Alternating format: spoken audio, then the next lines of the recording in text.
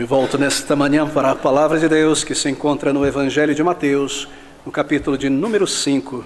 Nós leremos o versículo 17 ao versículo de número 19. Abra comigo nesta porção da palavra de Deus, Mateus, capítulo 5, lendo do versículo 17 ao versículo de número 19. Palavras do Senhor Jesus sobre a lei: não cuideis que vim destruir a lei ou os profetas, não vim destruir, mas cumprir. Porque em verdade vos digo que até que o céu e a terra passem, nem um jota ou um tio a mais jamais passará da lei, sem que tudo seja cumprido. Qualquer, pois, que violar um destes mandamentos, por menor que seja, e assim ensinar aos homens, será chamado o menor no reino dos céus. Aquele, porém, que os cumprir e ensinar, será chamado grande no reino dos céus. Nosso título nesta manhã é o Senhor, ou melhor, o ensino do Senhor Jesus sobre a lei. O ensino do Senhor Jesus sobre a lei. Bem, queridos amigos, o Senhor Jesus Cristo acabara de iniciar o seu ministério público em Israel. E era importante para ele declarar a todas as pessoas o que ele veio fazer. Porque as pessoas estavam perguntando umas às outras: quem é ele? Qual é a sua intenção? Acaso ele veio para subverter a religião que nós recebemos de Moisés e anular a lei de Deus e colocá-la de lado e destruí-la? Acaso ele é um revolucionário trazendo coisas novas e nos obrigando a deixar de lado tudo aquilo que recebemos do Senhor? Bem, essas palavras do Senhor Jesus Cristo no versículo 17 são para responder estas inquietações. Não cuideis que vim destruir a lei ou os profetas, não vim destruir, mas cumprir. Assim é necessário que logo no início do seu ministério público, o Senhor Jesus afirme a sua ortodoxia, a sua permanência na lei. Não cuideis, diz ele, que eu vim destruir a lei e os profetas. Bem, a lei aqui é uma referência aos 5 primeiros livros da Bíblia: Gênesis, Êxodo, Levítico, Número e Deuteronômio. Pentateuco, não é? E profetas aqui é uma referência aos livros que os profetas escreveram. Assim, a lei e os profetas, ou o testemunho, profetas, lei e o testemunho, é uma declaração proverbial sobre todo o Antigo Testamento. O Senhor Jesus Cristo está dizendo que ele não veio para anular a palavra de Deus no Antigo Testamento. Ele não veio para isso. Logo no início do seu ministério, o Senhor Jesus Cristo abertamente está dizendo ao povo judeu: eu não vim para anular a lei de Deus, eu não vim para acabar com a autoridade do Antigo Testamento, mas para cumprir.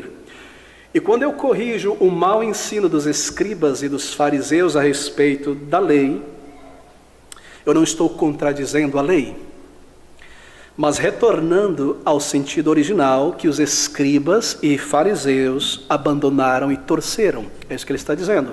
Porque a partir do versículo de número 20, ele começa a dar exemplos, casos da lei de Moisés, ou melhor, dos 10 mandamentos, a lei de Deus através de Moisés. Ele mostrará a verdadeira interpretação, a maneira correta de entender e viver a lei de Deus. Assim ele está dizendo logo no início: para aquietar as ansiedades, eu não vim para destruir a lei, mas para cumpri-la. Eu não vim derrubar, mas levantar os padrões que foram derrubados. Cumprir e ensinar o significado correto do Antigo Testamento. Assim o Senhor Jesus Cristo, ele vem reformar. Mas deixe-me recordar o significado de reformar nas palavras do Salvador. Eleições estão sempre por aí, não é? E quando vem um candidato pouco conhecido, às vezes candidatos que já estão aí há décadas na política, ele sempre vem com aquela palavra mágica nos lábios: o novo chegou. Novo.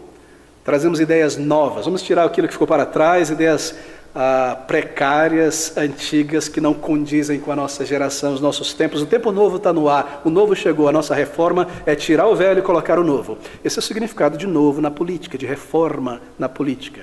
Mas a reforma que o Senhor Jesus Cristo estabelece aqui, iniciando publicamente seu ministério, não é esta reforma política, de tirar o antigo e estabelecer algo completamente novo, não.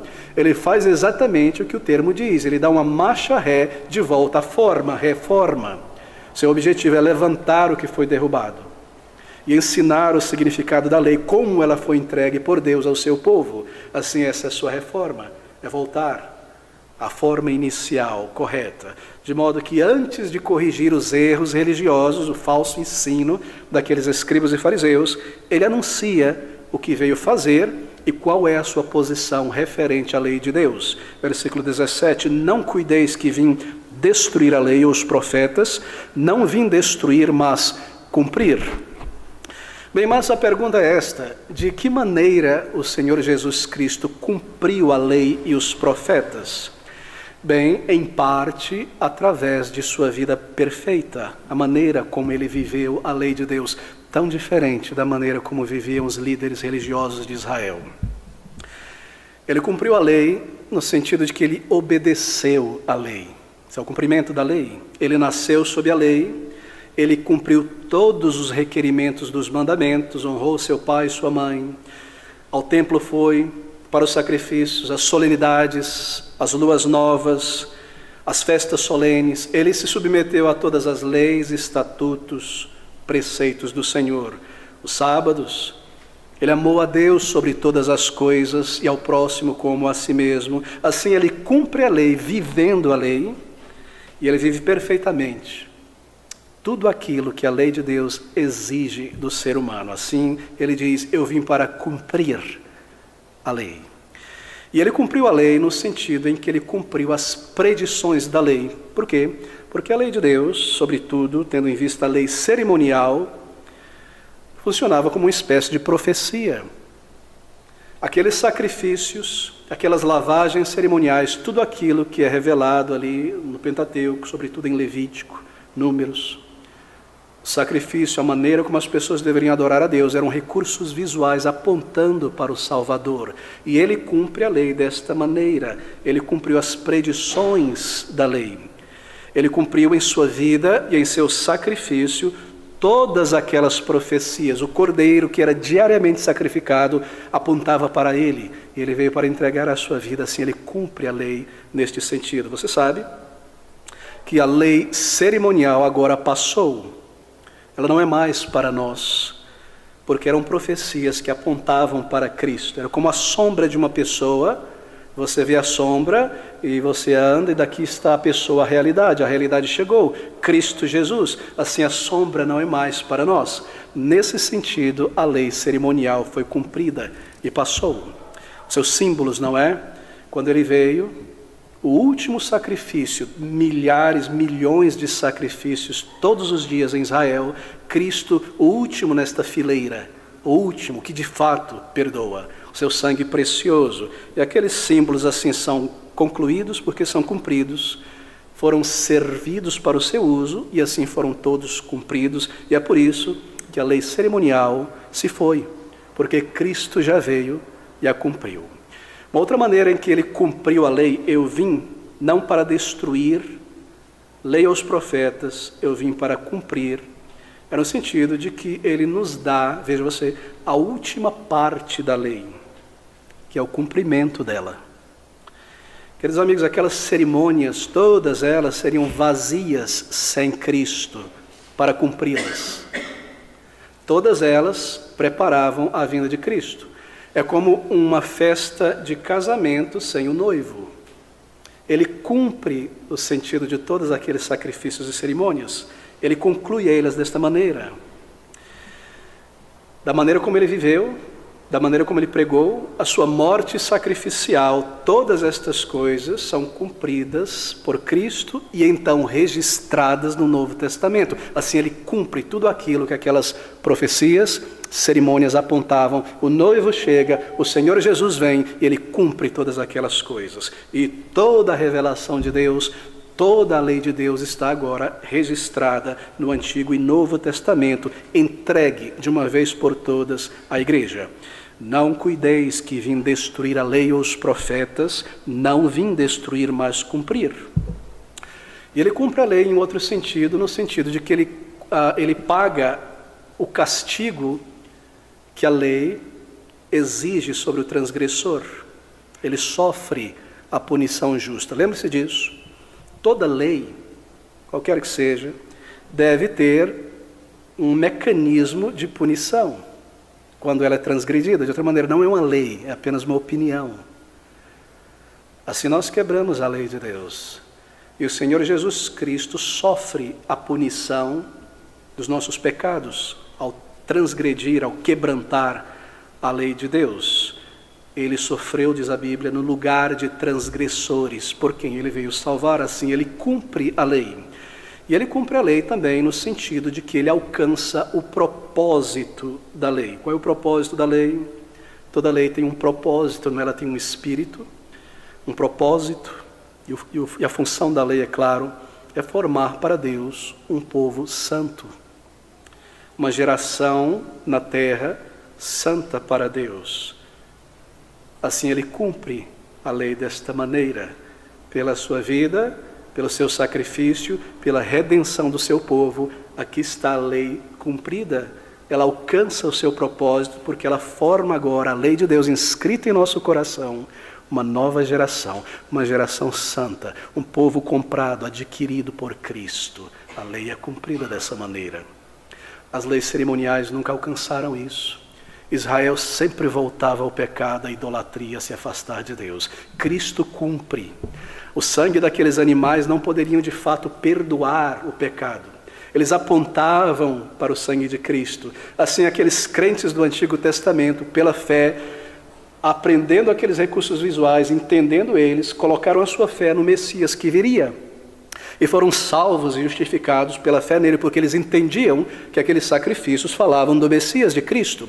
E nós, olhando para trás, nos encontramos com eles em Cristo, todos salvos pela fé em Cristo, seus méritos, o cumprimento da lei. Ele cumpre todas as coisas. E nós lemos que ele veio para cumprir também os profetas. Eu não preciso te dizer a maneira como a sua vinda, o seu ensino, a sua prisão, a sua humilhação, a sua crucificação e a sua ressurreição cumprem de tantas maneiras as declarações, as profecias a respeito do Messias. Perfeitamente, queridos amigos. Você pensa sobre profecias como Isaías capítulo 53, ou Salmo de número 22, que é uma profecia sobre o Messias. É como se o escritor, Davi, estivesse ali aos pés da cruz, vendo a crucificação de Cristo. Quantos detalhes! Assim o Senhor cumpre os profetas. De modo que ele nos diz, logo no início do seu ministério público, eu vim para cumprir o desígnio da lei. A lei de Moisés continha muitos ritos, muitos sacrifícios. Eu volto a mencionar que todos estes foram designados por Deus para ensinar algo a respeito do Messias, da salvação, como ele cumpriria esta salvação. Os livros dos profetas contêm as predições sobre a vinda, sobre a morte, a vida, a morte do Senhor Jesus Cristo. E essas coisas, todas elas, deveriam ser cumpridas com a vinda do Senhor Jesus Cristo e o seu sacrifício. Bem, como poderia então o Senhor Jesus Cristo destruir a lei e os profetas quando elas falam a respeito dele? Como poderia o Senhor anular a lei quando todas elas são a respeito dele? Tudo aponta para ele, é a respeito do Salvador. Ele não veio para destruí-las, ele veio para cumpri-las. Bem, queridos amigos, algo mais para nós neste versículo 17. Veja mais uma vez, não cuideis que vim destruir a lei ou os profetas, não vim destruir, mas vim cumprir. Lembre-se, o Senhor Jesus Cristo está aqui com seus discípulos, e ele está ensinando os seus discípulos, e dizendo a eles que eles serão os representantes do seu reino aqui na terra. Então ele passa a ensinar o seu povo, seus discípulos, seus apóstolos, sobre aquela justiça do reino de Deus. Em contraste com a justiça religiosa dos israelitas aqui na terra, que era nada mais do que cumprir meticulosamente os elementos externos da lei. Rituais, liturgia, coração longe de Deus. Mas Cristo está ensinando como será a justiça deste povo santo, salvo, representando o seu nome aqui neste mundo. E o padrão que é elevado, não é? Um padrão mais alto, superior do que dos escribas e fariseus, que era dizimar o quento, e tudo mais, esquecer a justiça, a misericórdia, o padrão muito mais elevado.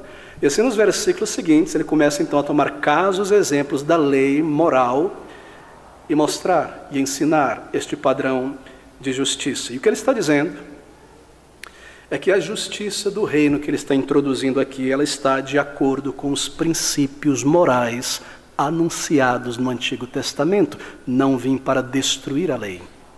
Ele está ensinando que a justiça do reino está de acordo com os padrões morais do Antigo Testamento. Ele não veio destruir os 10 mandamentos, a lei moral. A justiça do reino de Cristo, que deveria se manifestar na vida de todo cristão, está de acordo com os padrões morais do Antigo Testamento. Está de acordo com aquilo que se esperava de um crente no Antigo Testamento. E o que se espera de um cidadão do reino de Deus é o mesmo padrão.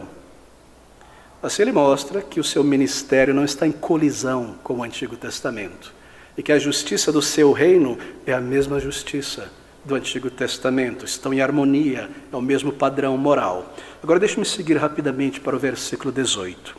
Porque em verdade vos digo que até que o céu e a terra passem, nenhum jota ou um tio jamais passará da lei sem que tudo seja cumprido. Um jota, bem, jota que não significa a letra J de nosso abecedário. Foi a maneira como os tradutores conseguiram aqui representar a palavra iota. Iota é o nome da menor letra no hebraico, no alfabeto hebreu. E tio aqui é um pequeno acento, ou seja, são 2 partículas pequeninas no alfabeto. E a frase um tio ou um jota da lei também era uma expressão proverbial entre o povo judeu, que denotava tudo na lei, cada parte, mesmo as menores, mesmo uma vírgula, um ponto um acento para uma entonação maior ou menor. E o que o Senhor Jesus Cristo está dizendo é que não há nada insignificante ou de menos importância na lei de Deus. Ele veio para cumprir tudo, cada parte. Ele diz assim então, porque em verdade vos digo que até o céu e a terra passem, nem um jota ou tio jamais passará da lei sem que seja cumprido. E no versículo 19 ele diz, qualquer pois, diante do que ele acabou de dizer, da importância da lei, qualquer pois que violar um destes mandamentos, por menor que seja, e assim ensinar aos homens, será chamado menor no reino dos céus. Aquele, porém, que os cumprir e ensinar, será chamado grande no reino dos céus. Bem, você sabe que os rabinos e escribas, eles eram técnicos da lei. Técnicos da lei. Eles encaravam a lei de Deus da seguinte maneira, o livro, o texto, o Pentateuco, os profetas, da seguinte maneira, como um estudante de medicina encara um cadáver morto. E começa a dessecar aqui a pele, aqui outra camada, aqui o intestino. Ou seja, aquilo está morto, ele precisa saber a ordem, o nome dos ossos e todas as partes e o sistema. Essa era a maneira como os escribas tratavam a lei. Eles eram técnicos da lei, eles poderiam te dizer qual é a palavra que está no meio da Bíblia, o número de versículos que há na Bíblia, quantas vezes essa ou aquela palavra é repetida na palavra de Deus. Assim eles encaravam a lei desta maneira morta, fria, sem o Espírito. E como pessoas altamente profissionais da religião, por um lado, um grupo deles engessava a lei de Deus de tal maneira que ela não podia ser vivida, cumprida. Eles adicionavam tantos requerimentos. Aqui está, o Senhor nos deu 10 maravilhosos mandamentos. Eles começavam a desdobrar cada um deles de tal maneira que eles adicionaram à lei de Deus mais de 600 outros mandamentos. Já mencionei várias vezes alguns deles. Por exemplo, a respeito do 4º mandamento, o dia do Senhor, a necessidade do descanso, de guardar para louvar, servir a Deus. Eles perguntavam o que é trabalhar no dia do Senhor, e em seus debates técnicos, cheios de autojustiça, chegavam ao ponto tal de dizer algo assim: bom, se alguém se olhar no espelho no sábado e ver um cabelo branco ali e tentar tirar, isso é trabalho, isso é pecado. Eles engessaram, eles colocaram uma carga pesada sobre o povo de Deus, tão grande por esses 600 mandamentos e requerimentos que ninguém conseguia viver a lei. Por outro lado, havia um grupo de escribas liberais, que esvaziavam a lei de tal maneira que ninguém tinha nada concreto como viver a lei de Deus. Ah, tudo pode, tudo vale. E seus debates, eles tinham esse tipo de tendência de relativizar a palavra de Deus. Eles se perguntavam algo assim: nesses muitos mandamentos, qual é o maior, qual é o menor, qual é o de menor importância, de maior importância? Por exemplo, eles diziam que o mandamento não adulterarás é menos grave do que o mandamento não matarás. E o estatuto que diz: se encontrares no caminho um ninho com a mãe e os filhotes, não pegará a mãe e filhote junto, mas deixará a mãe e levará os filhotes para ti. Esse aqui é o menor de todos, de menos importância. Assim eles relativizavam a palavra de Deus. Será que isso soa contemporâneo para você? Eles relativizavam a palavra de Deus e ninguém podia vivê-la porque ela se tornou como nada. Eles não só faziam isso, lembre-se, eles também ensinavam desta maneira ao povo, porque eles eram os escribas do povo, os rabinos do povo. Por isso o Senhor Jesus Cristo declara estas palavras no versículo 19: qualquer, pois, que violar uns destes mandamentos, por menor que seja, e assim ensinar aos homens, será chamado menor no reino dos céus. Aquele, porém, que os cumprir e ensinar, será chamado grande no reino dos céus. Agora, o Senhor Jesus Cristo, em seu ensino, não tinha qualquer semelhança com os líderes, com o legalismo dos escribas e com os escrúpulos tortuosos dos rabinos nas sinagogas. Todavia, quando ele tomava a lei de Deus em seu conjunto, sim, ele declarava e ensinava que haviam questões maiores ou de maior peso do que outras, mas nunca uma lei menor do que outra. Deixa-me dar um exemplo. Abra comigo em Mateus 23. No versículo 23, aqui temos um exemplo. Veja o que ele diz: ai de vós, escribas e fariseus. E a propósito, queridos amigos, este é aquele capítulo chocante, capítulo 23 de Mateus, onde por 14 vezes o Senhor declara estas palavras condenatórias contra estes líderes de Israel. 14 vezes, se você conta depois. Mas ele diz: ai de vós, escribas e fariseus e hipócritas, pois que dizimais a hortelã, o endro e o caminho, e desprezais o mais importante da lei, o juízo e a misericórdia e a fé. Deveis, porém, fazer estas coisas e não omitir aquelas. Assim perceba, embora ele mostre que há um peso maior em determinados estatutos e preceitos, ele ensina, e é o que ele está fazendo aqui em Mateus 5, que nenhum dos mandamentos da lei moral de Deus poderia ser relativizado, diminuído, tratado como de sua menor importância. Que cada um dos 10 mandamentos deveria ser amado e vivido pelo seu povo de todo o coração, seu povo cristão de todo o coração. Ele está ensinando a justiça do reino para o seu povo, e nenhum deles poderia, por qualquer líder religioso, ser anulado ou cancelado, como, por exemplo, o dia do Senhor, o 4º mandamento. Será que isso soa contemporâneo para nós? E ele diz que o maior no reino de Deus não são os que esvaziam a lei de Deus para não cumpri-la, que o maior no reino de Deus, usando termos mais atuais, não são aqueles que se projetam como maiores no reino de Deus, respondendo todo tipo de pergunta que alguém levanta, relativizando a lei de Deus para que a pessoa dê uma marcha ré para o pecado. Pastor, o crente pode beber, pode ir na boate, pode fazer tatuagem? Pode, querido, somos livres.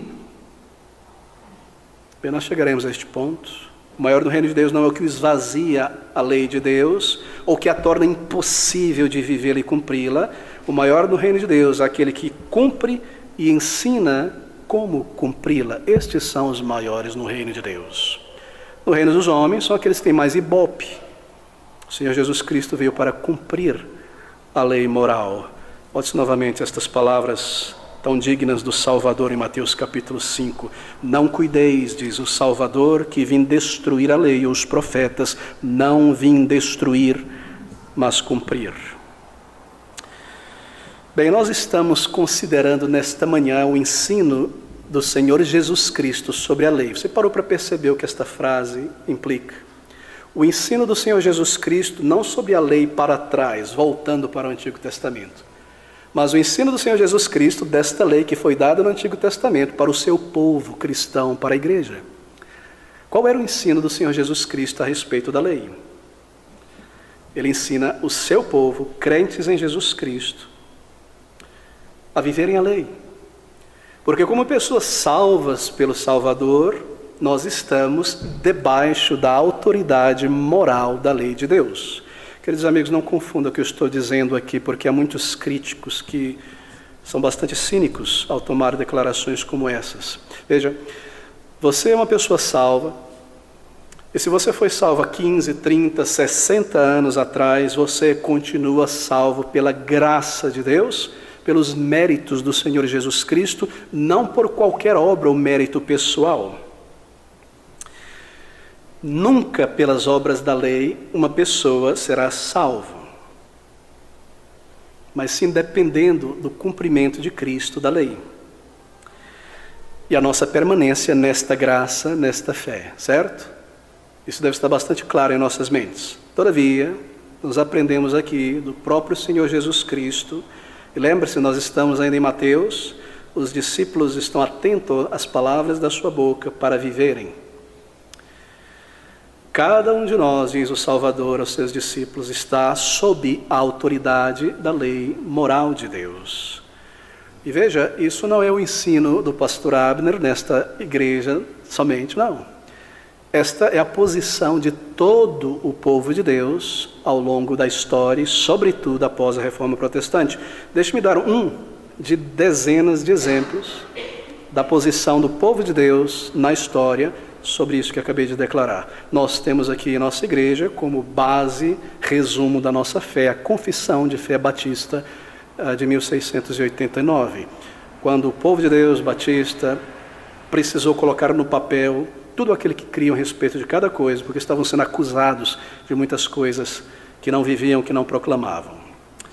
E na Confissão Batista de 1689, quanto à lei de Deus, a nossa confissão diz o seguinte: abre aspas, embora os verdadeiros crentes não estejam debaixo da lei como um pacto de obras para serem justificados ou condenados por ela, mesmo assim a lei é de grande utilidade para os crentes. Isso porque a lei, como uma regra de vida, lhes informa da vontade de Deus e do dever que lhes cabe, dirigindo e constrangendo-os a caminhar segundo este dever. Essa é a declaração do povo de Deus, não só entre os batistas, todos os reformados, e ao longo de toda a história. Em outras palavras, embora nós não sejamos salvos pelo nosso cumprimento da lei por obras meritórias, mas pela graça de Cristo, a lei moral não é lançada fora para o crente. Ela não é anulada ou obliterada, ela continua de pé como uma regra de vida para o crente. Ela deve ser cumprida.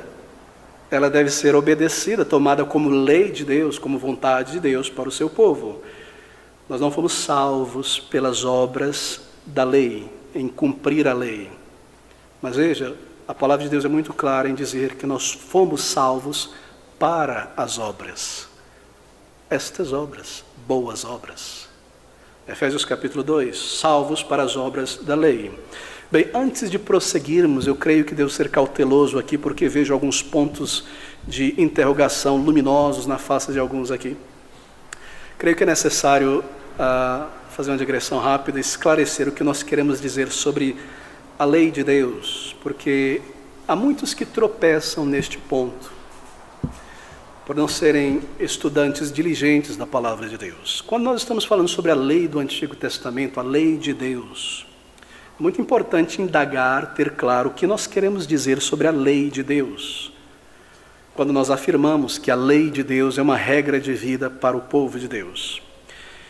Eu digo isso porque alguns líderes religiosos em nossos dias são muito incautos e causam muita confusão, porque são imprecisos quanto a isso. A lei de Deus, eles dizem, a lei do Antigo Testamento, ela passou, mas não são específicos em dizer qual lei passou.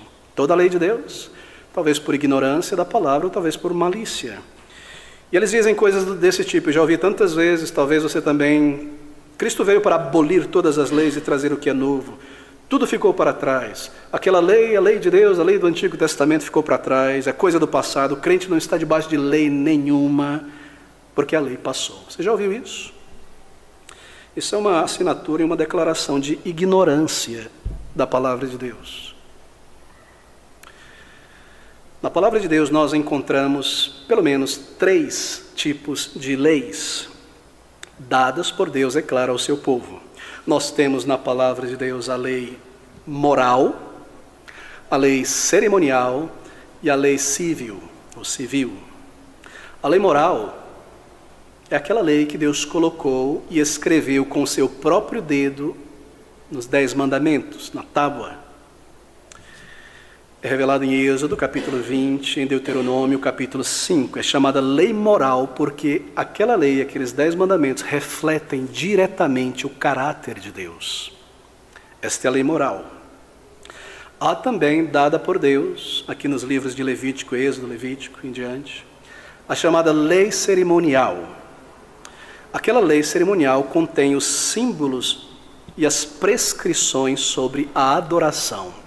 A maneira como o povo de Deus, ao entrar na terra prometida, deveria adorá-lo, foi prescrita por Deus. É claro, Deus não deixaria a sua adoração para ser estabelecida pelo ímpio, insuflado por Satanás.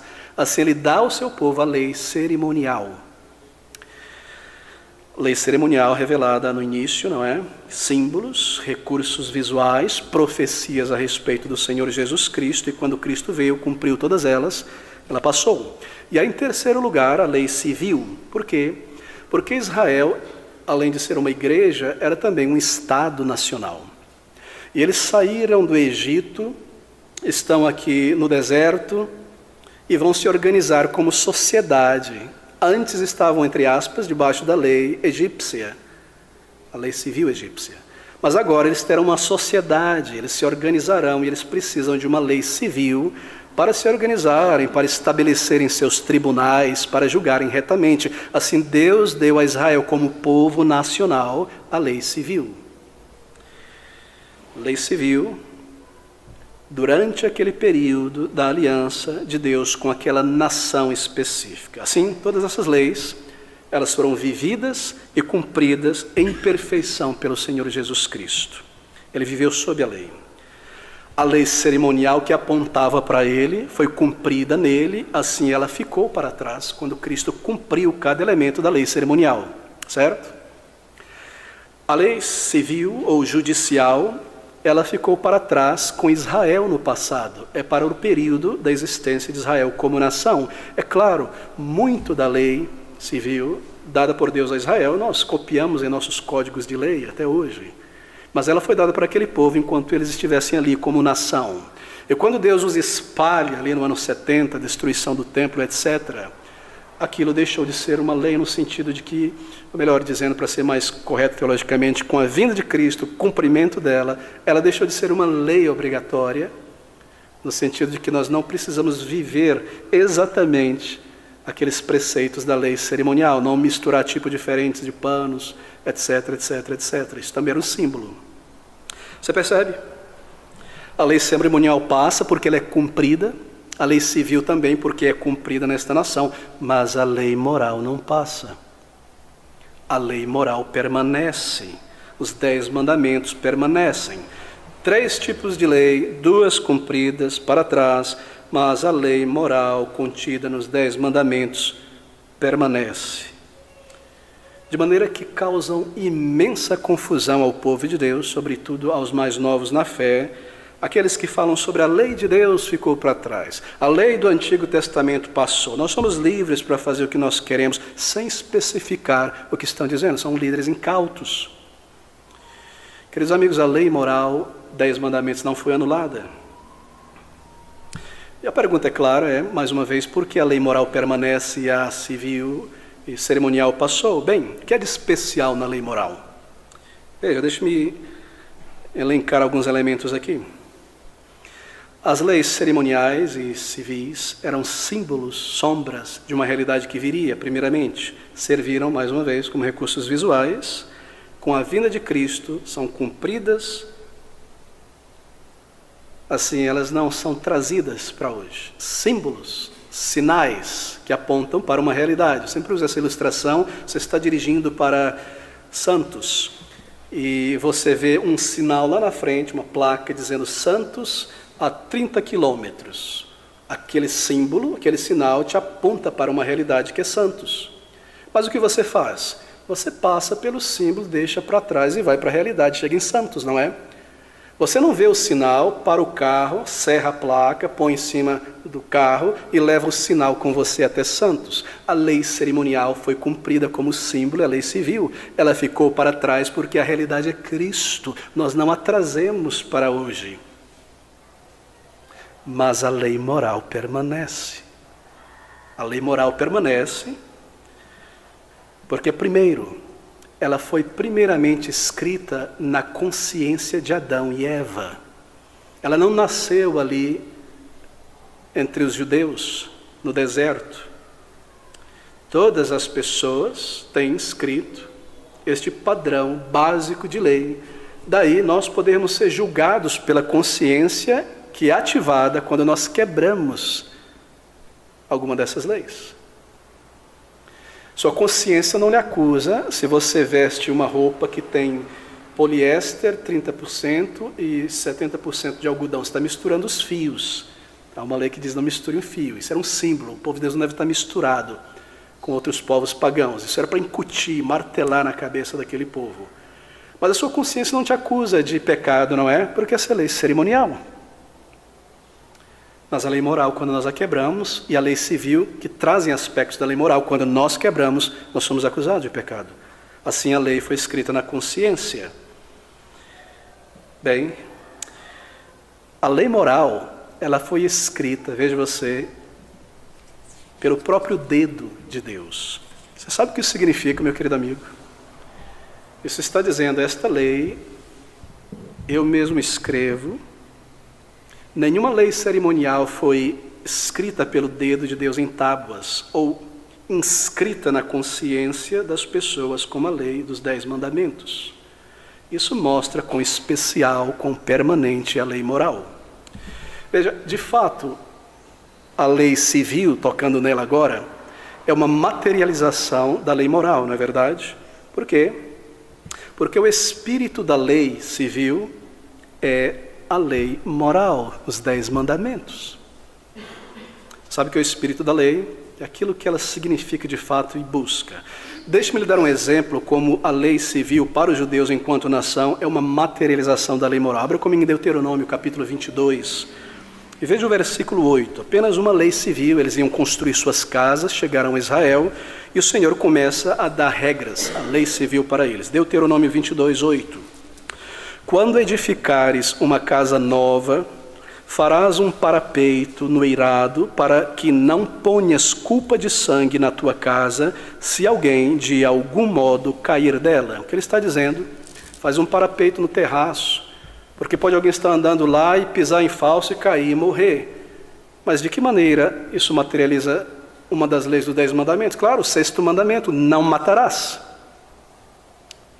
Que significa que a vida humana deve ser preservada, exige-se o respeito pela vida humana, a lei civil materializando o 6º mandamento da lei moral, que é permanente. A lei moral, queridos amigos, reflete o caráter de Deus. Ela não foi anulada com a vinda do Senhor Jesus, Ele a viveu perfeitamente. O Senhor Jesus não dissolveu a lei moral, não anulou, mas confirmou sua obrigatoriedade. Ouça essas palavras. Não cuideis que vim destruir a lei e os profetas, não vim destruir, mas cumprir. Ele está ensinando a sua igreja. A lei moral é um padrão debaixo do qual eu devo viver após a minha salvação. Não para ser salvo, é claro, mas para a minha santificação. Agora, eu irei abrir rapidamente, porque o nosso tempo se escorre, em um número de passagens na palavra de Deus que mostram isso. Esse será o nosso foco neste restante de tempo que temos. É muito importante que todo crente tenha isso claro em seu entendimento. A lei moral e o crente. Abra comigo primeiramente em Romanos capítulo 3. Veja o versículo 20, depois Romanos capítulo 7, versículo 7. Romanos 3, 20, observe essas palavras. Romanos 3, 20. Por isso, nenhuma carne será justificada diante dele pelas obras da lei, porque pela lei vem o conhecimento do pecado. Agora veja o capítulo 7, versículo 7. Que diremos, pois, é a lei pecado? De modo nenhum. Mas eu não conheci o pecado, senão pela lei. Porque eu não conheceria a concupiscência se a lei não dissesse, lá no último mandamento, não cobiçarás. O que Paulo está dizendo aqui? Que a lei moral deve continuar, porque é através da lei moral que é definido o que é pecado e o que não é. Se a lei moral não continua, se ela cessa, se ela não mais se aplica, não está em vigor, então você e eu não sabemos o que é pecado. Pecado deixou de ser definido, pecado deixou de ser exemplificado. Nós estamos sem regra. Faça tudo o que você quiser. Essa é a lei, é tudo da lei. Faça o que você quiser, não tem lei. Como alguém poderia dizer que a lei de Deus passou? Não matarás, não roubarás, não furtarás, não adulterarás, não darás falso testemunho, honra teu pai e tua mãe. Guarde o dia do Senhor. Isso é para toda a criação, reconhecer que Ele é real, que Ele existe e buscá-lo, em particular para o seu povo. Como alguém poderia dizer que a lei de Deus passou? Veja o versículo 28 do capítulo 3. Volte ao capítulo 3, estamos em Romanos. Veja o versículo 28 agora. Concluímos, pois, que o homem é justificado pela fé sem as obras da lei, certo? Agora veja o 31. Anulamos, pois, a lei pela fé? De maneira nenhuma, antes estabelecemos a lei. Ninguém será salvo por obras da lei, tentando cumprir a lei de Deus, mas a lei moral não é anulada simplesmente porque não somos salvos por ela, ela permanece. Romanos 7, versículo 12, novamente o capítulo 7, versículo 12. E assim a lei é santa e o mandamento santo, justo e bom. Ele se refere aos 10 mandamentos, a lei moral. Paulo está afirmando que a lei é espiritual.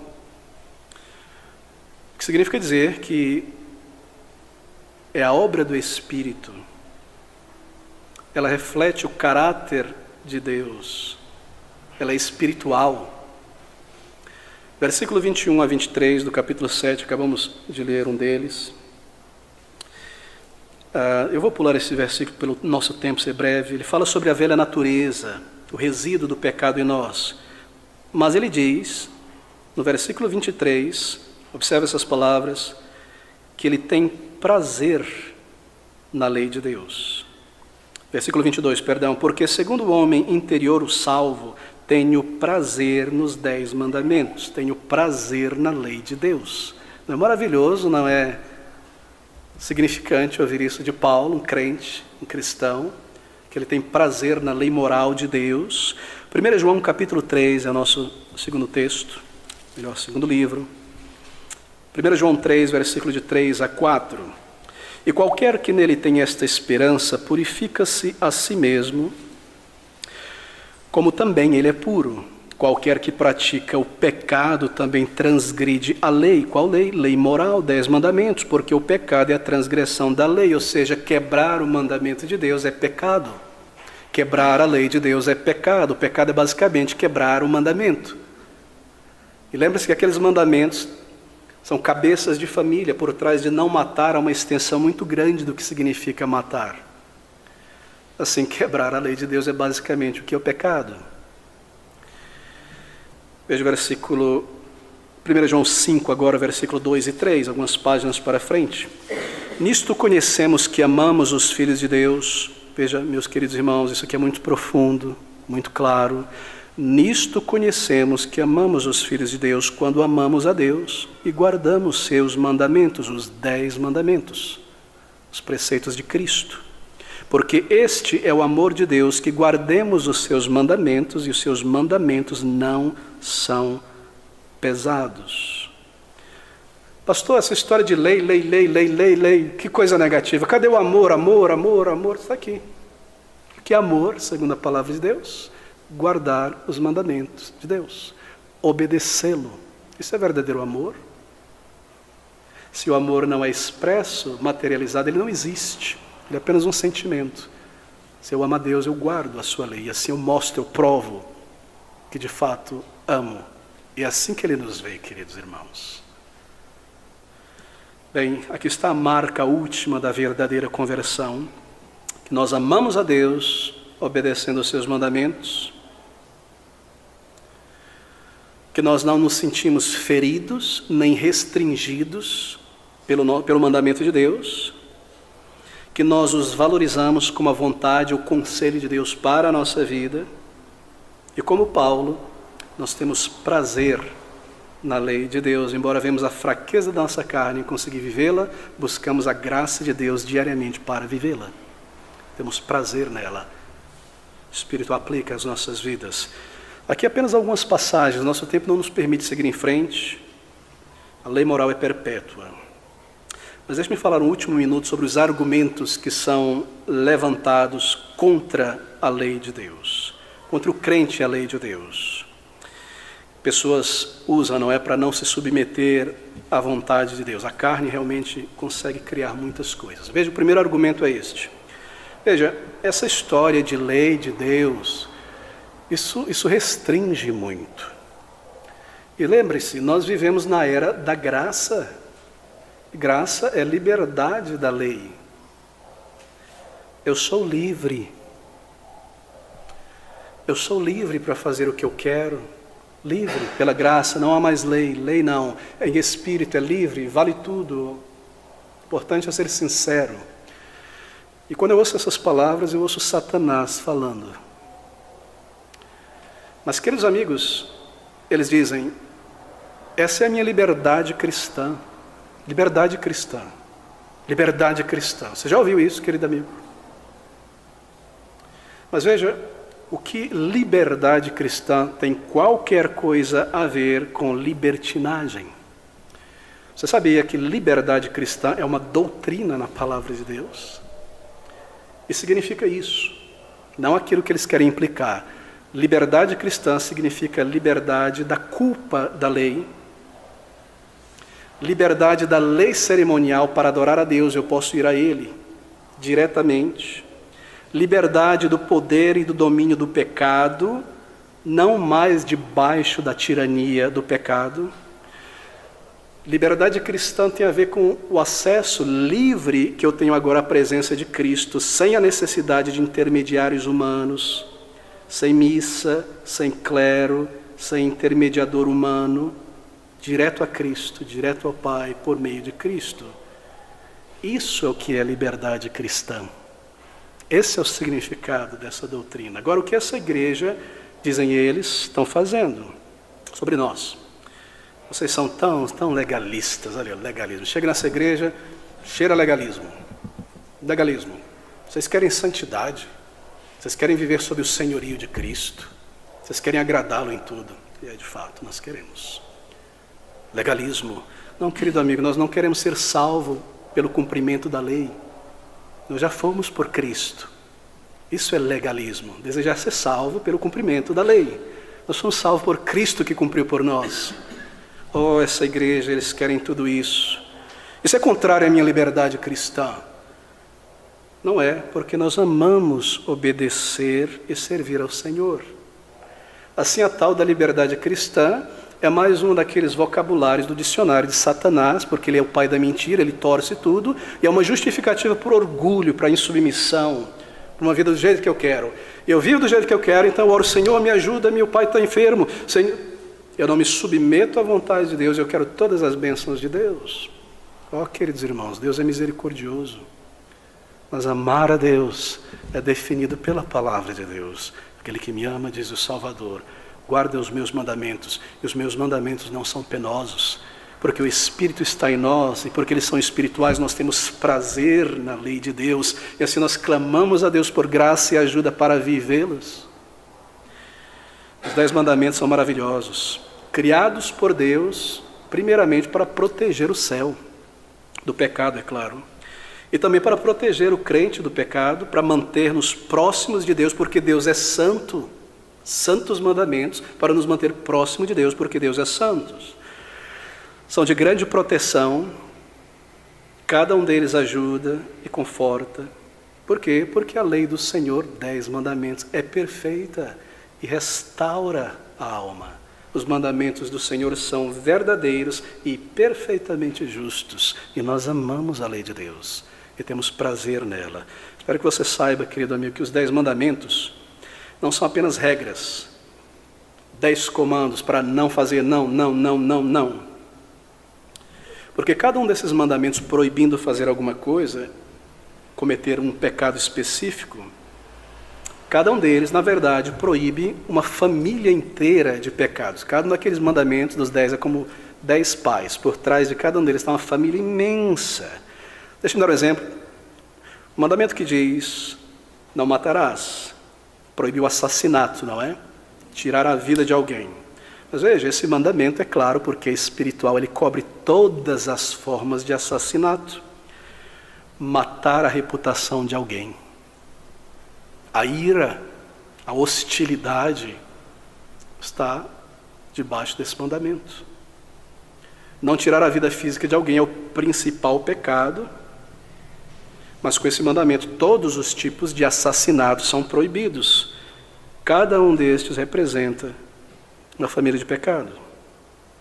E cada um deles, é claro, afirma uma qualidade positiva, seu oposto, do não fazer. Qual é a qualidade positiva desse mandamento em particular? Ao proibir o pecado de assassinar a reputação, a vida de uma pessoa. Bem, o elemento positivo da proibição de não matar é preservar a vida dos indivíduos no trânsito, no trabalho, na laje com parapeito, no ventre, pessoas que não podem proteger a si mesmo, na idade avançada, quando estão frágeis, na sociedade, a reputação, o nome das pessoas. Como pode uma sociedade existir sem um mandamento maravilhoso como este? Lance fora a lei de Deus e nós entramos em um estado de anomia social, começamos a nos morder, nos matar, sem regra nenhuma. Os mandamentos de Deus são tão ricos, são gloriosos. Será que um crente de verdade, com a Bíblia em sua mão, não com argumentos na internet, poderia afirmar que a lei moral, os 10 mandamentos, cessou, que foi anulado com a vinda de Cristo, não é para a igreja? E volte-se às palavras de autoridade do próprio Senhor Jesus Cristo, em nosso capítulo 5. Muito importante conhecer a obrigação perpétua que nós temos para com a lei moral. Ele diz, não cuideis, que vim destruir a lei, ou os profetas. Não vim destruir, mas cumprir. O Senhor Jesus Cristo, Ele nos salva guardando a lei, cumprindo a lei, sofrendo a punição da lei, viveu uma vida perfeita, sofreu e morreu para pagar a dívida que nós temos, e então Ele traz à existência pela conversão um povo salvo. E um povo que irá por ele mesmo amar, guardar e cumprir a lei de Deus. E Ele coloca isso dentro do coração do seu povo, na conversão, porque antes a lei estava inscrita em tábuas de pedra, mas agora colocada em nossos corações, e escreverei a minha lei em seus corações. Isso é uma profecia sobre a conversão, sobre a obra do Espírito. Deixe-me terminar com essas palavras de Paulo, em Romanos capítulo 7. Que palavras tão belas, palavras que nós devemos entesourar e vivê-las no versículo de número 22. Porque segundo o homem interior, tenho prazer na lei de Deus. Este é o cristianismo bíblico, vindo dos lábios do Senhor Jesus Cristo. E nós o amamos, e nós o servimos, e nós fazemos isso e demonstramos isso, nos submetendo à sua vontade, à sua lei. Não meramente sentimentos, não meramente sinceridade e boa vontade, verdadeira submissão a Cristo, é verdadeiro amor a Cristo.